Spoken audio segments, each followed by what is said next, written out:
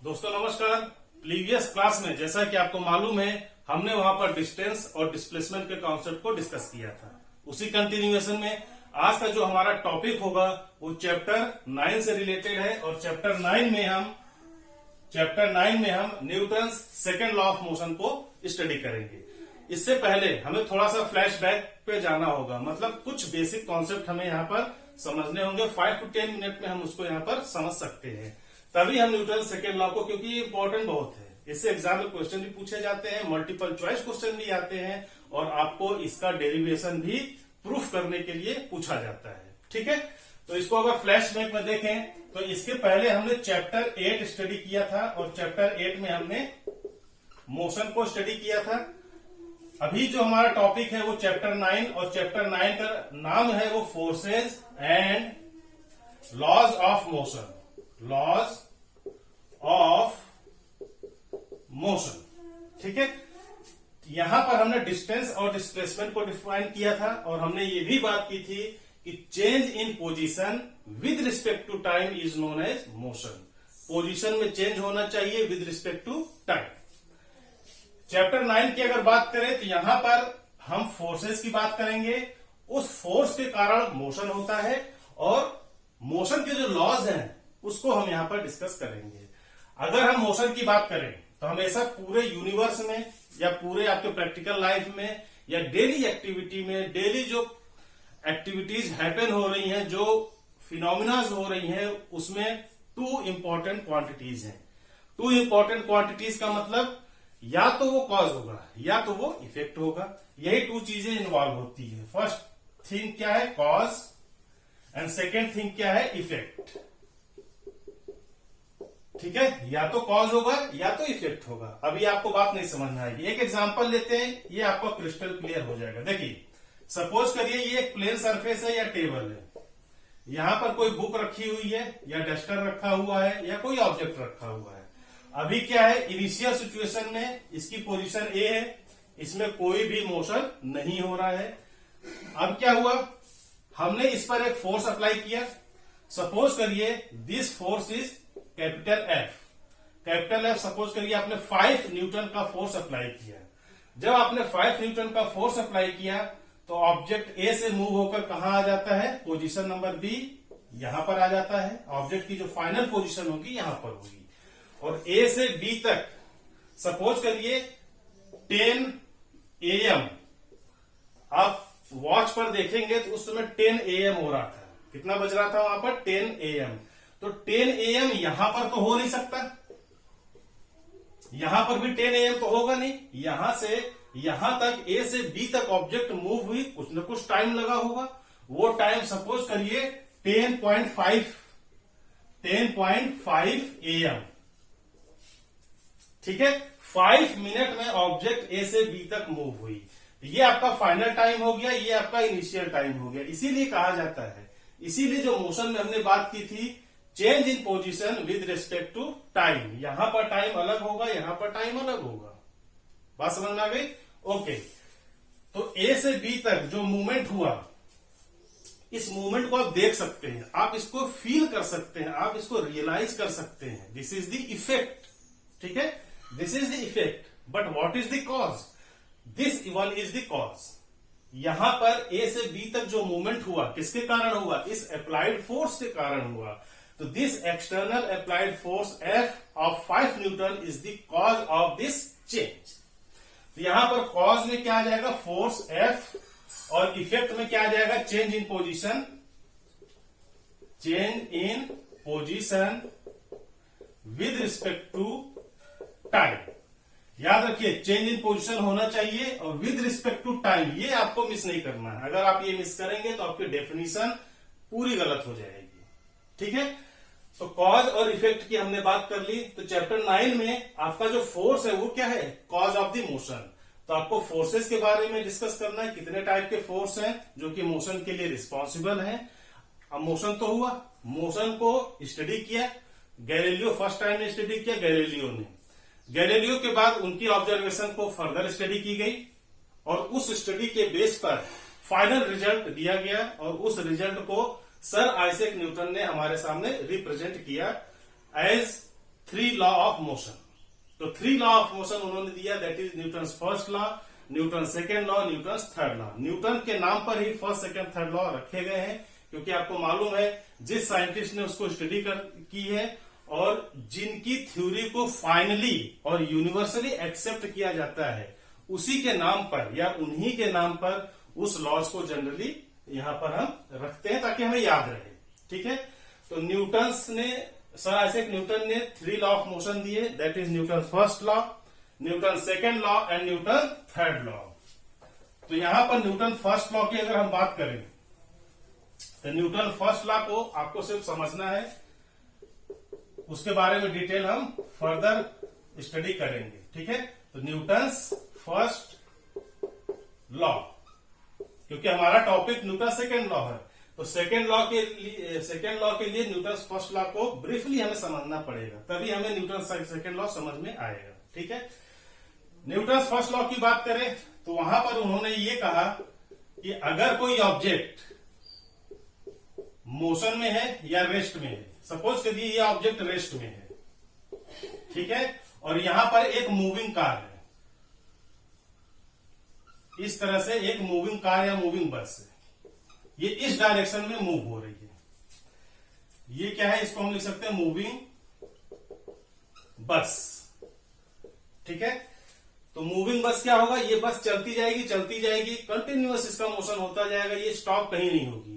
Stop कब होगी, जब ड्राइवर ब्रेक अप्लाई करेगा, और ब्रेक अप्लाई करता है तो आपको मालूम है ये जो पॉइंट ऑफ कांटेक्ट है, ये क्या है, टायर और रोड के जंक्शन पॉइंट पर एक फ्रिक्शन फोर्स एक्ट करता है, और उस फ्रिक्शन फोर्स की जो डायरेक्शन होती है वो डायरेक्शन ऑफ मोशन के अपोजिट होती है, इस डायरेक्शन में इसकी मोशन होगी।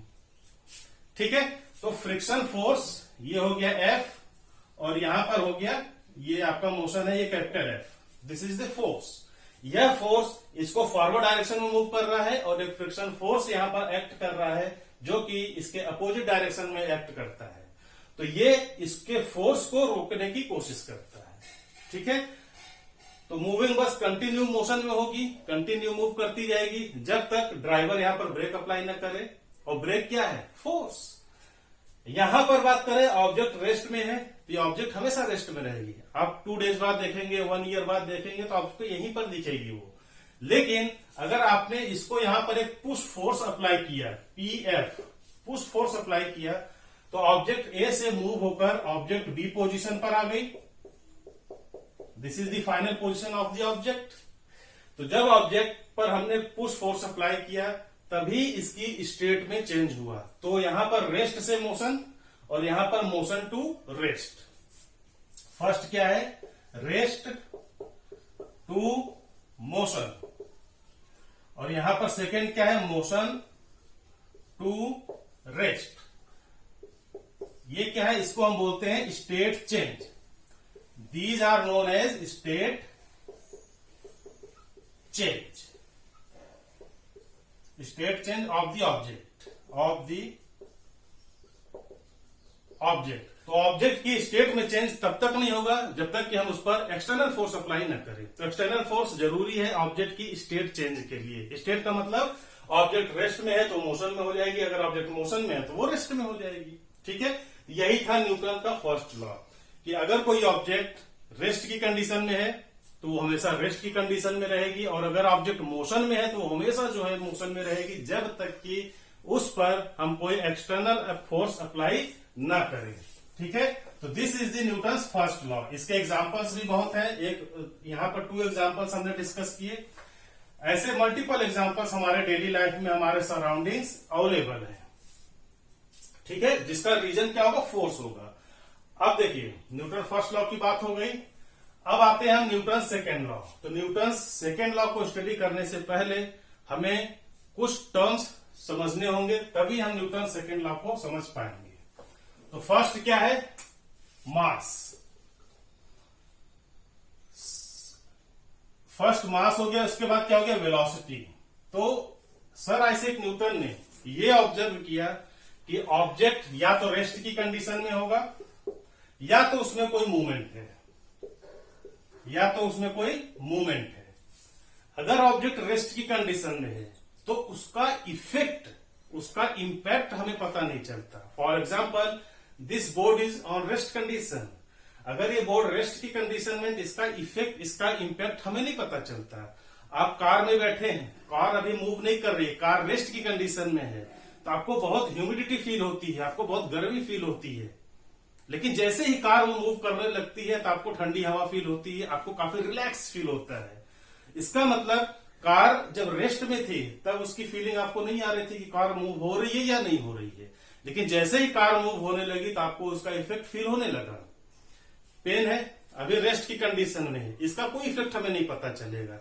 लेकिन इसी पेन को आप यहां से इस तरह ड्रॉप करेंगे तो आपको इंजरी होती है, आपको हर्ट होता है, आपको चोट लगती है। ठीक है, तो ये इंजरी किसके कारण हुई? इस ऑब्जेक्ट के मोशन के कारण हुई। तो यही सर आइजैक न्यूटन ने ऑब्जर्व किया कि जब कोई ऑब्जेक्ट रेस्ट की कंडीशन में है, स्टेशनरी कंडीशन में है, तो हमें उसका इफेक्ट पता नहीं चलता, उसका इंपैक्ट हमें रियलाइज नहीं होता। लेकिन जैसे ही ऑब्जेक्ट मोशन में होता है, यानी ऑब्जेक्ट में मूवमेंट होता है, तो हमें उसका इफेक्ट पता चलता है, जो कि हमने एग्जाम्पल के बेस पर समझा। तो ऑब्जेक्ट रेस्ट में है, मतलब ये कोई बॉक्स है, ये रेस्ट की कंडीशन में है, कोई मोशन नहीं है। बॉक्स में मास तो होगा, मास तो होगा ही होगा, 5 kg, 1 kg, 2 kg, 5 ग्राम्स, कोई ना कोई मास तो होगा। तो मास तो यहां पर है, बट यहां पर वेलोसिटी नहीं है। वेलोसिटी क्या है? वो नहीं है। ठीक है, सेम अगर मूवमेंट की बात करें तो यहां पर ऑब्जेक्ट का मास भी होगा और ऑब्जेक्ट की वेलोसिटी भी होगी। ठीक है, तो ऑब्जेक्ट का यहां पर मास है, वेलोसिटी नहीं है, यहां पर मास भी है और वेलोसिटी भी है। यही उनका ऑब्जर्वेशन था। तो इस सिचुएशन में उनको जो है इफेक्ट या इंपैक्ट फील होता है। इफेक्ट या impact, impact oblique effect can be feel, but इस सिचुएशन में इफेक्ट या impact can not be feel, can not be felt. ठीक है, ये न्यूटन के ऑब्जर्वेशन थे। तो उन्होंने ये देखा ऑब्जेक्ट में मास तो कंपलसरी है, मास तो होगा ही होगा। अगर इस कैप की बात करें तो इसका भी कुछ न कुछ मास है, इस पेन की बात करें इसका भी कुछ न कुछ मास है, हमारी बॉडी की बात करें तो हमारी बॉडी का कुछ न कुछ मास होगा। और वो मास पूरे यूनिवर्स में कभी भी चेंज नहीं होता। किसी भी ऑब्जेक्ट का मास पूरे यूनिवर्स में कभी भी चेंज नहीं होता, चाहे आप एरोप्लेन में बैठे हो, चाहे ट्रेन में बैठे हो, चाहे अर्थ पर हो या मून पर आप चले जाएं। ठीक है, तो मास तो चेंज नहीं होगा, लेकिन मास के साथ वेलोसिटी का होना कंपलसरी है। इफेक्ट या इंपैक्ट को फील करने के लिए मास के साथ साथ वेलोसिटी का होना कंपलसरी है। तो मास और वेलोसिटी, इसका जो कॉम्बिनेशन होता है उसी को हम क्या बोलते हैं यहां पर? Linear momentum. ठीक है, मास और वेलोसिटी के कॉम्बिनेशन को हम बोलते हैं लीनियर मोमेंटम। और लीनियर मोमेंटम को, चूंकि एक नया टर्म है, मास को m से रिप्रेजेंट करते हैं, वेलोसिटी को v से रिप्रेजेंट करते हैं, तो उन्होंने लीनियर मोमेंटम और इसको कैपिटल P से रिप्रेजेंट किया। And capital is P is equal to mass multiplied by velocity. अब देखिए इसकी यूनिट की बात करें तो मास की यूनिट क्या होती है? केजी। वेलोसिटी की यूनिट क्या होती है? मीटर पर सेकेंड स्क्वायर। तो मोमेंटम की जो यूनिट होगी केजी इंटू मीटर पर सेकेंड स्क्वायर। अगर ऑब्जेक्ट में केवल मास है, वेलोसिटी नहीं है, तो मोमेंटम पॉसिबल नहीं है।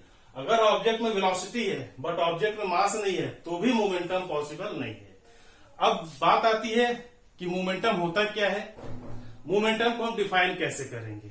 तो सबसे पहले मोमेंटम होता क्या है उसको अगर रफ लैंग्वेज में बात करें तो momentum is the power. Momentum is the power. जिस ऑब्जेक्ट का पावर ज्यादा होगा उस ऑब्जेक्ट का मोमेंटम भी ज्यादा होगा, और जिस ऑब्जेक्ट की पावर कम होगी उसका मोमेंटम भी क्या होगा? कम होगा। इसको और बेहतर समझने के लिए और बेस्ट तरीके से समझने के लिए हम यहां पर एक टेबल ड्रॉ करेंगे एग्जांपल के लिए। सपोज करिए दिस इज द बुक। ठीक है, this is the book, this is the duster. यहां पर हमने डस्टर लिया, यहां पर हमने एक कार कंसीडर की, और सपोज करिए यहां पर हमने एक बाइसिकल कंसीडर की। ईच एंड एवरी ऑब्जेक्ट का कुछ न कुछ मास होगा। तो सपोज करिए बुक का मास है 5 kg, इस डस्टर का भी मास सपोज करिए 5 kg है, कार का मास सपोज करिए 100 kg है, और इस बाइसिकल का मास सपोज करिए कितना है 20 kg। ठीक है, ये हो गया मास। मास को केजी में हम एमकेएस सिस्टम या एसआई सिस्टम में रिप्रेजेंट करते हैं। हमने क्या बात की, मास भी होना चाहिए, वेलोसिटी भी होना चाहिए, तभी इफेक्ट आप फील कर सकते हैं, अदरवाइज नहीं कर सकते। तो वेलोसिटी क्या होगी, सपोज करिए यहां पर वेलोसिटी, इसकी यूनिट हम लिखेंगे यहां पर, इसको सपोज करिए 5 × 2 मीटर पर सेकेंड। इसको हम सपोज करिए 5 है यहां पर, तो इसको हम 10 मीटर पर सेकेंड एज्यूम कर लेते हैं। सिमिलरली यहां पर 100 kg का है, लेकिन इसकी जो वेलोसिटी होगी सपोज करिए 1 मीटर पर सेकेंड है, और यहां पर जो वेलोसिटी है सपोज करिए 3 मीटर पर सेकेंड है। जरूरी नहीं आपको 2, 10, 1, 3 एज्यूम करना है, या 5, 120 एज्यूम करना है, कुछ भी आप एज्यूम कर सकते हैं। डिफरेंट ऑब्जेक्ट है, ऑब्वियसली डिफरेंट मास होंगे, उनकी डिफरेंट वेलोसिटी होगी। अच्छा, हमने क्या बात की, मोमेंटम के लिए पावर और मास का, मास इंटू वेलोसिटी का मल्टीप्लीकेशन होना कंपलसरी है।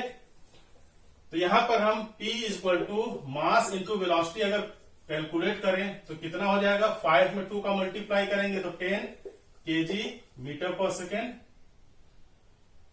यहां पर जो यूनिट थी मास की वो केजी और वेलोसिटी की होती है मीटर पर सेकेंड। हमने मीटर पर सेकेंड स्क्वायर लिखा था, वो बाय डिफॉल्ट हमने लिख दिया, बाय मिस्टेक लिख दिया। ठीक है, क्योंकि वेलोसिटी होती है मीटर पर सेकेंड में। यहाँ पर 10 मीटर पर सेकेंड, यहाँ पर 10 और 5 का मल्टीप्लाई करेंगे तो 50 kg मीटर पर सेकेंड। यहाँ पर 100 में 1 का मल्टीप्लाई करेंगे तो 100 kg मीटर पर सेकेंड। ठीक है, 20 में 3 का मल्टीप्लाई करेंगे तो 60 kg मीटर पर सेकेंड। हमने क्या बात की कि किस ऑब्जेक्ट से आपको ज्यादा इफेक्ट पड़ता है। इफेक्ट का मतलब, अगर आपको ये पेन से ऐसे थ्रो करके मारा जाए, इस पेन से आपको हिट किया जाए, आपको इंजरी कम होगी। आपको किसी बॉल से हिट किया जाए तो आपको इंजरी उससे ज्यादा होगी। कार है, आप रोड पे चल रहे हैं, कार से आपके एक्सीडेंट होता है, कार से आपको इंजरी होती है, तो वहां पर जो इफेक्ट होता है वो कम होता है। ठीक है, तो डिपेंड करता है मास इंटू वेलोसिटी पे, तभी आप कह सकते हैं कि किस ऑब्जेक्ट का इफेक्ट हम पर ज्यादा होगा और किस ऑब्जेक्ट का इफेक्ट हम पर कम होगा। तो देखिए 10, 50, 100 और 60, मोमेंटम को हमने क्या कहा, पावर। जिसकी पावर ज्यादा होगी, मतलब 10, 50, 100, 60 में 100 की वैल्यू ज्यादा है, तो इसका मतलब 100 kg की कार, इसका मास बहुत ज्यादा है लेकिन इसकी वेलोसिटी बहुत मिनिमम है। तो मास तो हाई है बट वेलोसिटी मिनिमम है, इसीलिए इसका जो इंजरी होगा वो हम यहां पर इंजरी बहुत ज्यादा हो रही है। लेकिन अगर यहाँ पर 5 kg की बॉल है या 5 kg की बुक है और उसकी वेलोसिटी 2 मीटर पर सेकेंड है, तो यहाँ पर 10 kg मीटर पर सेकेंड ही उसका मोमेंटम आता है। तो मोमेंटम मैक्सिमम किसका है, कार का। मोमेंटम मिनिमम किसका है, इस बुक का। आपको इंजरी किससे ज्यादा होगी, ऑब्वियसली इस कार से होगी, और जो मिनिमम इंजरी होगी आपको इस बुक से होगी। तो बुक का जो मोमेंटम है P, that is minimum. Arrow downward है मतलब मिनिमम है। अगर यहां पर कार की बात करें तो इसका मोमेंटम मैक्सिमम है, तो मैक्सिमम है तो इसका इफेक्ट भी आपको मैक्सिमम होगा, मतलब इंजरी आपको ज्यादा होगी, और इससे जो आपको इंजरी होती है वो आपको मिनिमम होगी। ठीक है, आपने देखा होगा पिस्टल,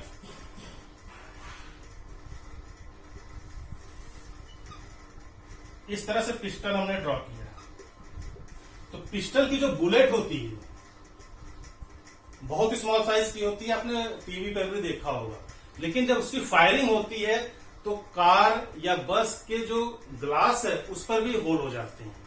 आपने देखा होगा जो बड़ी बड़ी बिल्डिंग है उनके वॉल पर भी वो होल हो जाता है, एक स्मॉल मास के बुलेट से। इसको हमने क्या बोला, पिस्टल, और इसको हम क्या बोलते हैं, बुलेट। तो बुलेट का मास तो बहुत कम है, सपोज करिए दिस मास इज 10 ग्राम।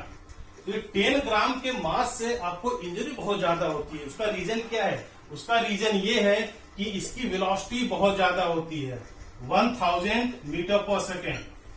अगर 100 ग्राम या ग्राम से आपको कंफ्यूजन होगा तो इसको हम 1 kg एज्यूम कर लेते हैं। सपोज करिए इसका मास 1 kg है। अगर ये 1 kg की बुलेट है और 1000 मीटर पर सेकेंड की इसकी वेलोसिटी है, तो इसका मोमेंटम कितना होगा? P equal to mass into velocity, और इसको जब मल्टीप्लाई करेंगे तो 1000 आएगा kg मीटर पर सेकेंड। अब आप कंपेयर करेंगे यहां पर, तो 10, 50, 100, 60 और यहां पर 1000। अब जो है वो मोमेंटम सबसे ज्यादा किसका है? इस बुलेट का है। तो इस बुलेट से आपको सबसे ज्यादा इंजरी होगी, जबकि कार का मास 100 kg है। बात समझिए, यहां पर 100 kg है और यहां पर ओनली 1 kg है, बट इस 1 kg के बुलेट से आपको इंजरी ज्यादा हो रही है और यहां पर 100 kg के मास से आपको इंजरी कम हो रही है कंपेयर टू दी बुलेट। उसका रीजन क्या है? उसका रीजन दिस वेलोसिटी है। तो बात समझ में आ गई? तो मास और वेलोसिटी इनका कॉम्बिनेशन होना जरूरी है।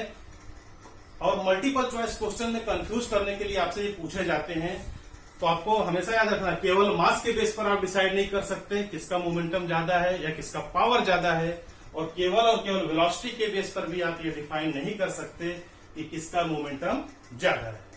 ठीक है, तो मास और v का मल्टीप्लीकेशन ही आपको करना पड़ेगा, तभी आपको ये बात समझ में आएगी।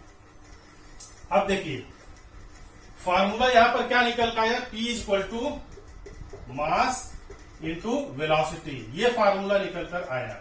मास हमेशा किसी भी ऑब्जेक्ट का कांस्टेंट होता है, तो अगर मास कांस्टेंट होगा, यहां पर मास कांस्टेंट होगा, तो P जो है मोमेंटम, P को पावर नहीं समझना है, यहां पर P को मोमेंटम डायरेक्टली प्रोपोर्शनल होगा किसके? वेलोसिटी के। ये आपका एक इक्वेशन नंबर 1 हो गया। सपोज करिए हमने वेलोसिटी कांस्टेंट कर दी। अगर वेलोसिटी को हम कांस्टेंट करेंगे, यहां पर P डायरेक्टली प्रोपोर्शनल होगा मास के। This is the equation number 2। Multiple choice question के लिए बहुत इंपॉर्टेंट है। ठीक है, तो ये आपको याद रखना है। मास कांस्टेंट है, P V के डायरेक्टली प्रोपोर्शनल होगा। यहां पर दिख रहा है, याद क्या करना है? यहां पर तो दिख ही रहा है, तो आप 1 और 2 को इस तरह से एक्सप्रेस कर सकते हैं। अब देखिए इसका रिलेशन, मोमेंटम का रिलेशन। अच्छा, यहां पर एक चीज और, P equal to mass into velocity.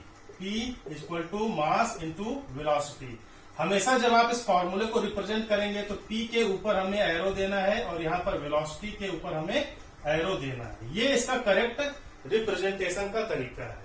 आपको मालूम है क्वांटिटी 2 टाइप की होती है, that is scalar quantity and the one is vector quantity. Vector में क्या होता है? मैग्नीट्यूड भी होगा और डायरेक्शन भी होगी। और स्केलर में क्या होता है? मैग्नीट्यूड तो होगा ही होगा, मैग्नीट्यूड होगा, बट डायरेक्शन नहीं होगी, नो डायरेक्शन।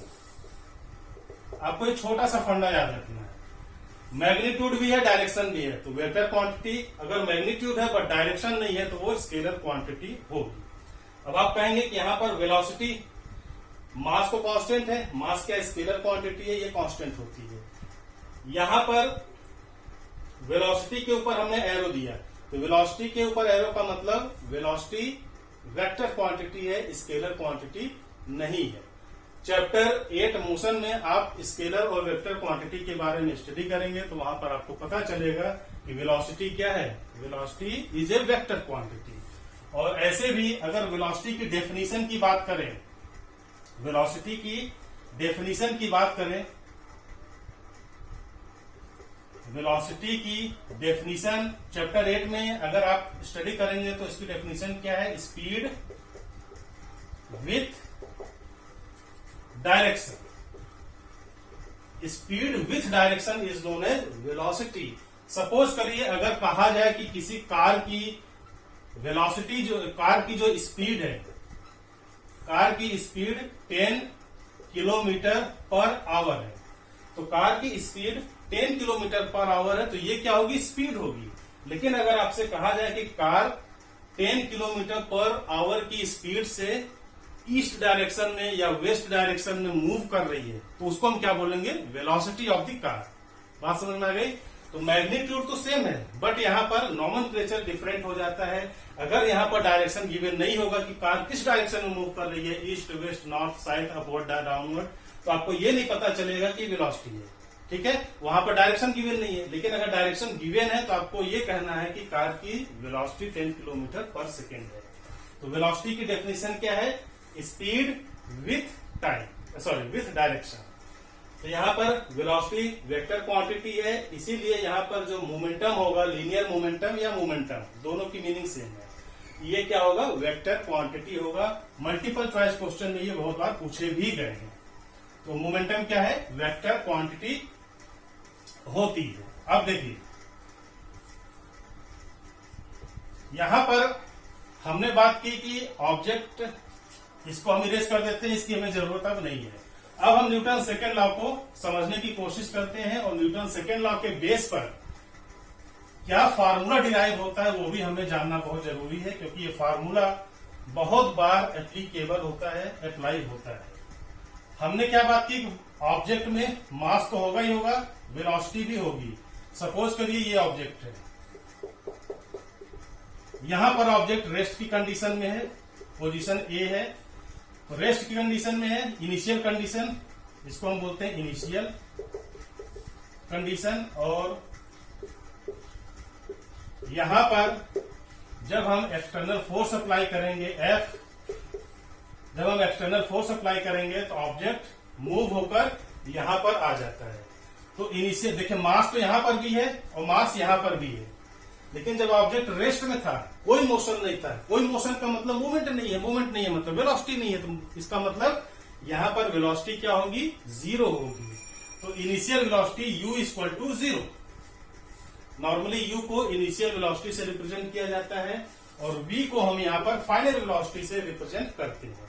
यहाँ पर फाइनल वेलोसिटी क्या होगी? कोई न कोई वैल्यू होगी।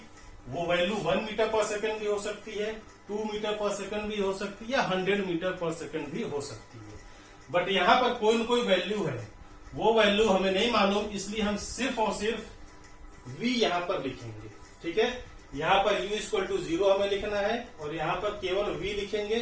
केवल v का मतलब क्या हुआ? ओनली v का मतलब ये हुआ कि यहाँ पर कोई न कोई वैल्यू होगी, चाहे वो 1, 2 या 3 मीटर पर सेकंड ही क्यों ना हो। ठीक है, अब देखिए हमने क्या बात की? मोशन। मोशन क्या होता है? Rate of change in position या change in position with respect to time. Rate of change in, हमेशा याद रखें डेफिनेशन में ही पूरी कॉन्सेप्ट हिडन है। हम नॉर्मली डेफिनेशन पर नहीं जाते हैं, उसके कॉन्सेप्ट पर नहीं जाते, हम फार्मूला याद करने के चक्कर में पड़े रहते हैं, इसीलिए हमें प्रॉब्लम आती है। तो मोशन क्या है? Rate of change in position. इसका अदर डेफिनेशन क्या है? Change in position, change in position with respect to time. ठीक है, रेट का मतलब क्या हुआ? Divided by time. याद रखिए जहां भी रेट हो या विद रिस्पेक्ट टू टाइम हो, हमेशा डिवाइडेड बाय टाइम। रेट का मतलब होता है डिवाइडेड पर टाइम या डिवाइडेड बाय टाइम। अब आती है change in position. Change in position का मतलब ए से बी, और चेंज का मतलब क्या हुआ? चेंज का मतलब होता है डिफरेंस। सपोज करिए आपके पास 5 रुपीज थे, ठीक है, 5 रुपीज थे, कुछ दिनों बाद आफ्टर सम डेज आपके पास 10 रुपीज हो गए। आपके पास आफ्टर सम डेज 10 रुपीज हो गए। तो अगर यहां पर चेंज की बात करें तो चेंज कितना हो गया? 10 - 5 इक्वल टू 5 रुपीज। तो ये जो 5 आया वो कहां से आया? इन दोनों के डिफरेंस से आया। तो चेंज का मतलब होता है डिफरेंस। और यहां पर मोशन की बात करें तो चेंज इन पोजीशन मतलब फाइनल पोजीशन बी पर माइनस इनिशियल पोजीशन ए पर। ठीक है, यहां पर मोमेंटम कितना था? मोमेंटम क्या होता है? मास इंटू वेलोसिटी। यहां पर मास इंटू वेलोसिटी माइनस ए पर जो मोमेंटम था मास इंटू यू, वेलोसिटी का मतलब यू।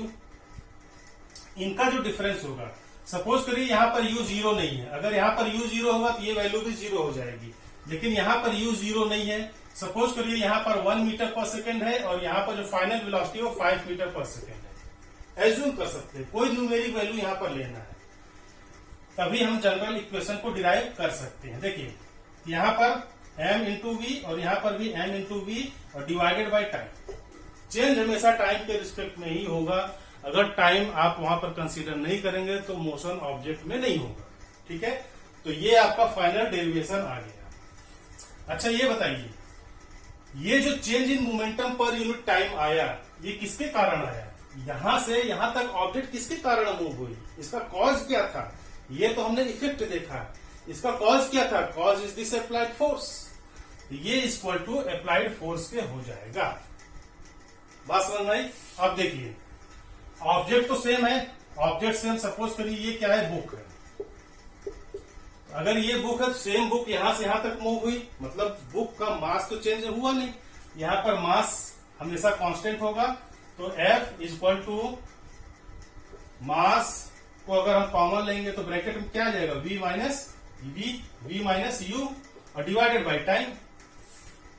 ठीक है, यहां पर ये हो गया आपका इक्वेशन नंबर, इसको हम क्या बोले, 1 2 3 या 1 हम दे सकते हैं। This is equation number 1। यहां पर मास कांस्टेंट है, as mass of object is constant. जब मास कांस्टेंट होगा तो फोर्स किसके प्रोपोर्शनल होगा? F directly proportional to V minus U divided by time.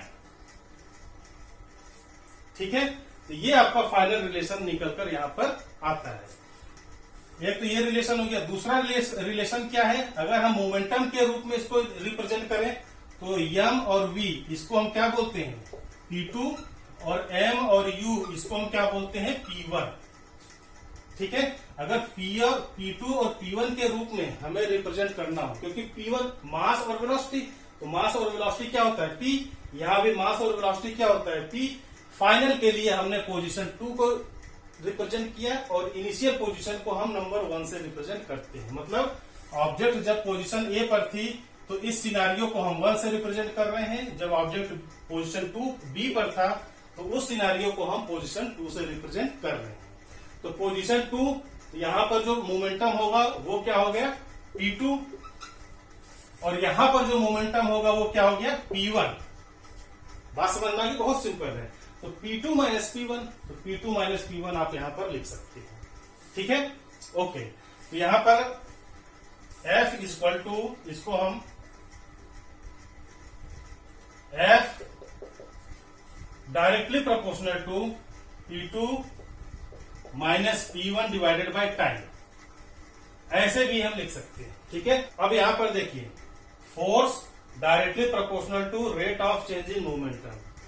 Rate of change in momentum is directly proportional to force. दोनों तरीके से आप डिफाइन कर सकते हैं। तो सर आइजैक न्यूटन का जो सेकेंड लॉ था यही था, इसको हम लिखेंगे न्यूटन सेकेंड लॉ। ये हो गया न्यूटन सेकेंड लॉ। ठीक है, तो न्यूटन सेकेंड लॉ क्या था? रेट ऑफ चेंज इन, अब यहां पर हम लिखेंगे इसकी डेफिनेशन, क्योंकि आपको एग्जाम में इसकी डेफिनेशन लिखनी है। तो डेफिनेशन कैसे होगा? Rate of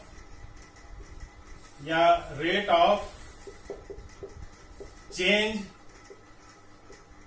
in momentum is directly proportional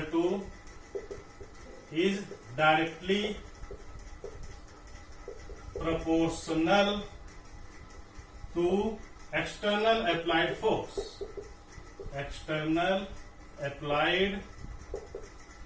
force. ये क्या है? न्यूटन सेकेंड लॉ है।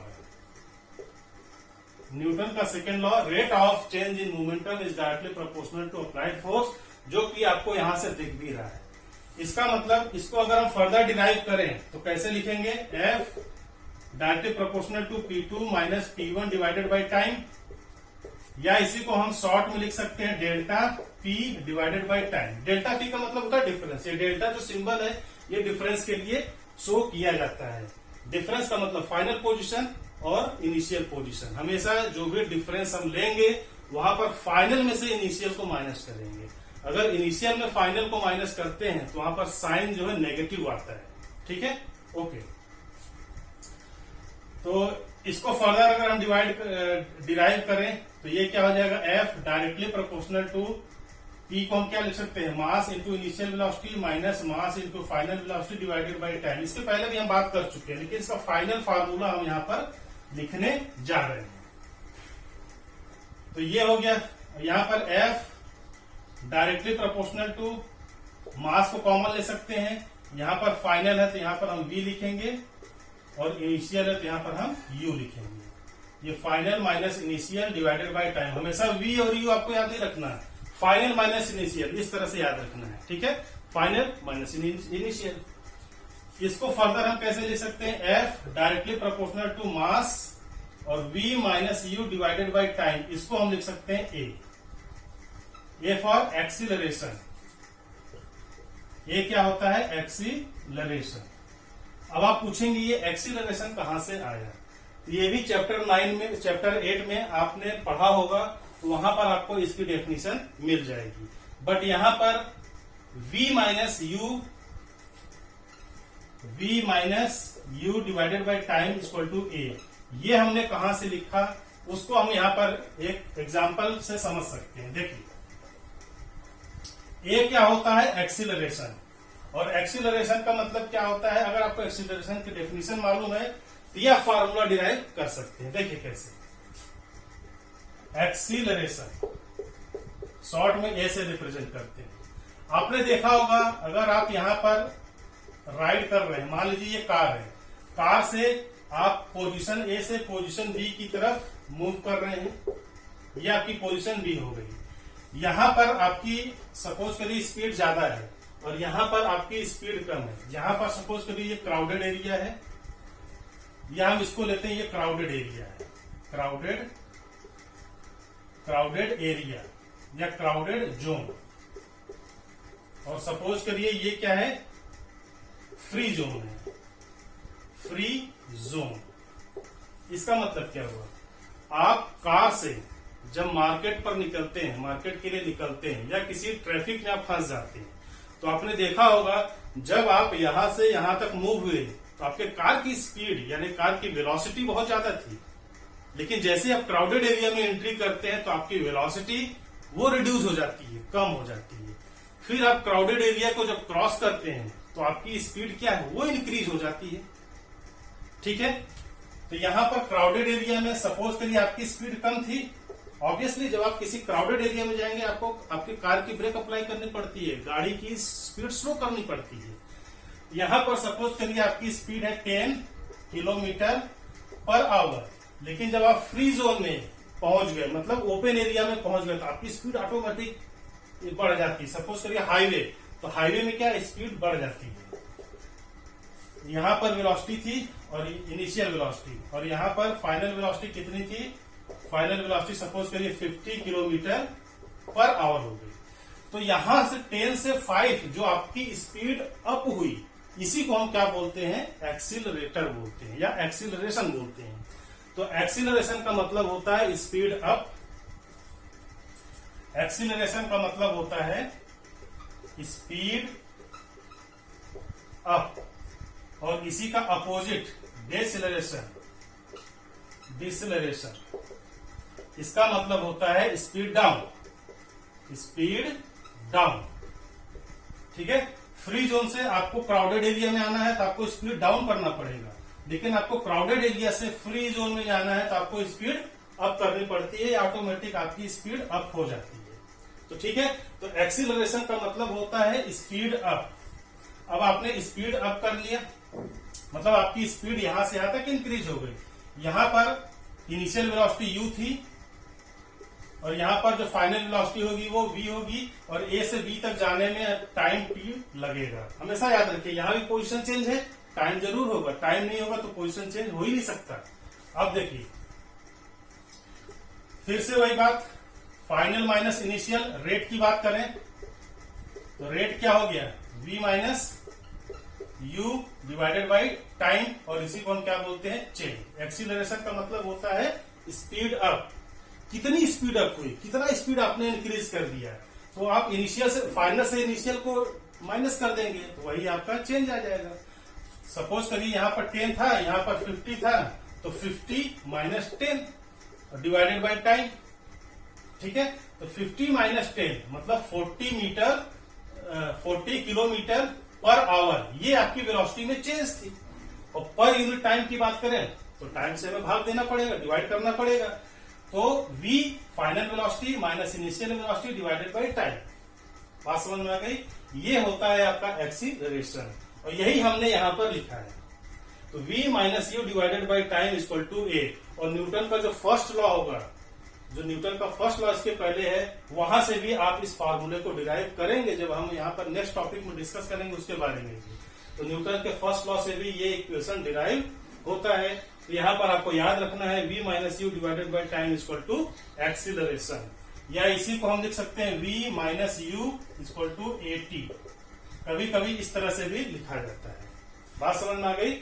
तो यहां पर जब इस प्रोपोर्शनलिटी सिंबल को हम हटाएंगे, प्रोपोर्शनलिटी सिंबल को जब हम रिमूव करेंगे, तो आपको मालूम है मैथ में भी आपने पढ़ा होगा, एक प्रोपोर्शनलिटी कांस्टेंट हमें वहां पर लगाना पड़ता है। तो F इक्वल टू सपोज करिए K मास इंटू एक्सीलरेशन। तो K क्या होता है? प्रोपोर्शनलिटी कांस्टेंट, प्रोपोर्शनलिटी कांस्टेंट, ठीक है। Assume K equal to 1, K को हम कांस्टेंट है तो हम 1 एज्यूम कर लेते हैं। तो फोर्स क्या होगा? Mass into acceleration. ये हो गया आपका इक्वेशन नंबर, कुछ भी आप x एज्यूम कर सकते हैं, ठीक है। तो न्यूटन के सेकेंड लॉ के बारे में हमेशा आपसे वाइवा क्वेश्चन में पूछा जाता है, इंटरव्यू में पूछे जाते हैं, या न्यूमेरिकल प्रॉब्लम और ऑब्जेक्टिव में भी पूछे जाते हैं। तो आपसे न्यूटन सेकेंड लॉ पूछा जाए तो this is the law, rate of change in momentum is directly proportional to applied force. ये लॉ था, लेकिन नॉर्मली स्टूडेंट बोलते हैं न्यूटन सेकेंड लॉ क्या था? F equal to ma। तो this is not a Newton second law, this is the formula which is derived from the Newton second law, ठीक है। अगर आपसे फार्मूला पूछा जाए तो F इक्वल टू ma होगा, लेकिन आपसे न्यूटन का सेकेंड लॉ पूछा जाए तो ये आपको लॉ डिफाइन करना है, F directly proportional to delta P divided by time. बात समझ में आ गई? ओके। तो नेक्स्ट वीडियो हमारा एक नए लेक्चर के साथ होगा, एक नए टॉपिक के साथ होगा, और अगर आप किसी टॉपिक को स्टडी करना चाहते हैं तो वो टॉपिक आप कमेंट बॉक्स में लिख सकते हैं। Thank you.